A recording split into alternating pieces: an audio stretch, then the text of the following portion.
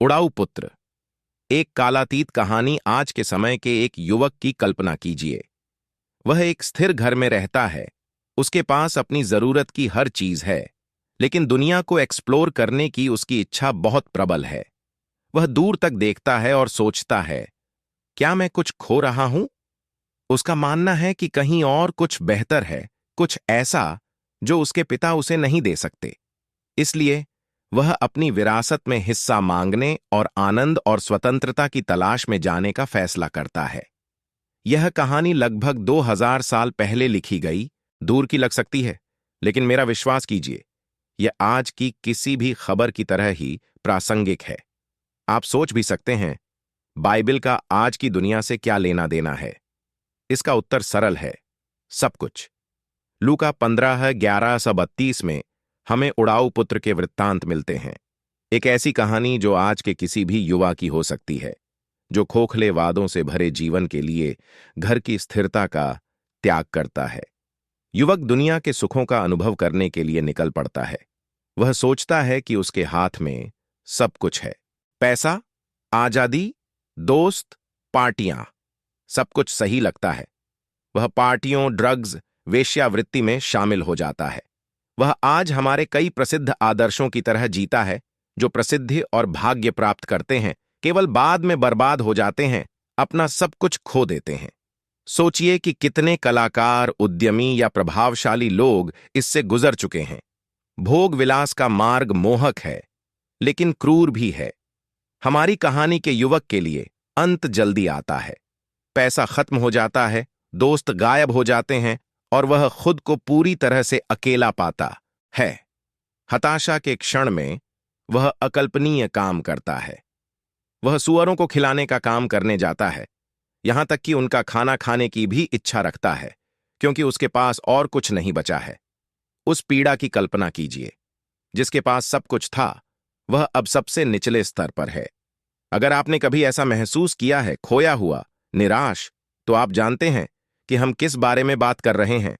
हो सकता है कि असफलता, गलतियों का शर्म उसे खा जाए और उसे यह सोचने पर मजबूर कर दे कि वह अब अपने परिवार में वापस नहीं लौट सकता, कि वह अब भगवान के पास वापस नहीं लौट सकता।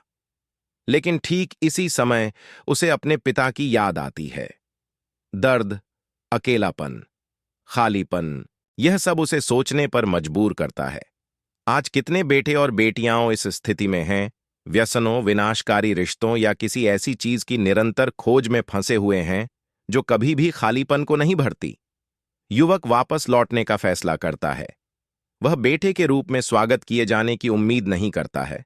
वह केवल एक नौकर के रूप में जगह चाहता है। वह शर्मिंदा है, अपमानित है, लेकिन यह उसके बचने का एकमात्र मौका है। वह अपने मन में भाषण का पूर्वाभ्यास करता है। पिताजी, मैंने स्वर्ग के खिलाफ और आपके खिलाफ पाप किया है। मैं अब आपके बेटे कहलाने के योग्य नहीं हूं। निर्णय का यह क्षण महत्वपूर्ण है, क्योंकि यही वह बिंदु है जहां वह अपनी गलतियों को स्वीकार करता है और बदलने का फैसला करता है। और हम में से कितने लोग इस मुकाम तक पहुंचने पर अस्वीकृति के डर से पंगु हो जाते हैं। लेकिन पिता की प्रतिक्रिया आश्चर्यजनक है। उसे दूर से देखकर पिता उसकी ओर दौड़ता है। वह माफी की उम्मीद नहीं करता, कोई सफाई नहीं मांगता, वह बस उसे गले लगा लेता है। इस पल का भाव बहुत प्रबल है। पिता जो हर समय दूर लग रहा था, वास्तव में बस पश्चाताप के उस संकेत की प्रतीक्षा कर रहा था। उसके लिए बेटा कभी भी बेटा होना नहीं छोड़ा। पिता सबसे अच्छे कपड़े लाने का आदेश देता है, बेटे की उंगली में अंगूठी पहनाता है और एक दावत का आयोजन करता है, क्योंकि पिता के लिए उसका बेटा जो मर गया था फिर से जीवित हो गया है। जो खो गया था वह मिल गया है। अब एक पल के लिए रुकें और सोचें, क्या होगा अगर आप वह बेटा हों? आप जिसने इतनी जगहों पर, इतनी सारी चीजों में अपने अंदर के खालीपन को भरने के लिए कुछ ढूंढा है। हो सकता है कि आप अस्थाई सुखों में, टेढ़े मेढ़े रास्तों में खो गए हों और अब आप शर्मिंदा महसूस कर रहे हों, वापस लौटने से डर रहे हों। लेकिन पिता, ईसा मसीह, खुले हाथों से आपका इंतजार कर रहे हैं। वह दूर नहीं है, वह आपका न्याय करने के लिए आपकी गलतियों के बारे में नहीं जानना चाहता। वह आपका स्वागत करना चाहता है, क्योंकि उसका प्यार कभी भी इस बात पर निर्भर नहीं था कि आप क्या करते हैं या क्या नहीं करते हैं।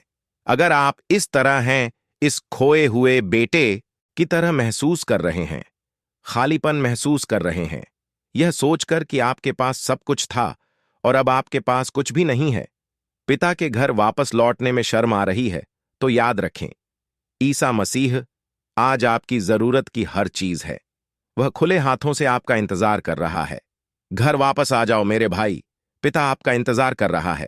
कोई फर्क नहीं पड़ता कि आप कितनी दूर चले गए, कितना नीचे गिर गए, हमेशा वापस आने का रास्ता होता है, और यह रास्ता क्षमा, प्रेम और आशा से बना है। लूका 15:11-32 हमें इस शक्तिशाली सच्चाई को दिखाता है। 2000 साल पुरानी कहानी, लेकिन आज भी उतनी ही प्रासंगिक और जरूरी है जितनी पहले कभी नहीं थी। इसे कल पर मत छोड़ो, पिता की बाहों में लौट आओ, जब तक वह अभी भी आपका इंतजार कर रहा है।